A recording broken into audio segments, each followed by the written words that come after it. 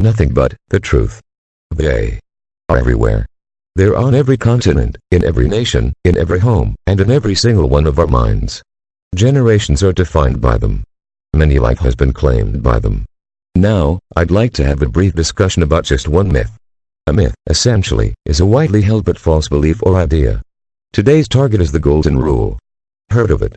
The most familiar version of the Golden Rule says, "Do unto others as you would have them do unto you." That's greatly, until a good look reveals that people, more than anything else, are selfish. When we love, when we hate, even our apathy is most often anchored in selfishness. The Merriam-Webster's dictionary says to be selfish is to be concerned excessively or exclusively with oneself, seeking or concentrating on one's own advantage, pleasure, or well-being without regard for others. Worse, most of us barely recognize it in most areas of our lives. We spent plenty of time mischaracterizing it as something else that is actually good in our own eyes. Our history is filled with this, with crimes against humanity by humanity being especially prevalent.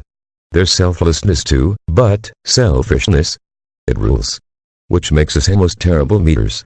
Would you want to trust a faulty gas gauge? This in turn means the Golden Rule isn't so golden after all. The Bible, and more specifically Jesus, actually says there are two golden rules. Matthew 22:36-40, Teacher, which is the greatest commandment in the law? And Jesus replied to him, You shall love the Lord your God with all your heart, and with all your soul, and with all your mind. This is the first and greatest commandment.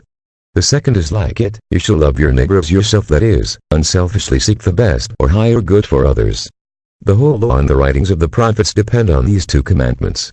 That word, unselfishly, that's the most crucial word of this particular section. Unlike the word love, unselfishly is inherently specific. Love has many different meanings, from types to levels, but not unselfishly. Using that word clears up any potential confusion as to the kind of love Jesus means in this instance. Being unselfish to everyone and about everything is the ultimate rule of life. Do you want to be the person who disagrees with Jesus? Not this conveniently anonymous YouTuber. And that is nothing but the truth. Go boldly.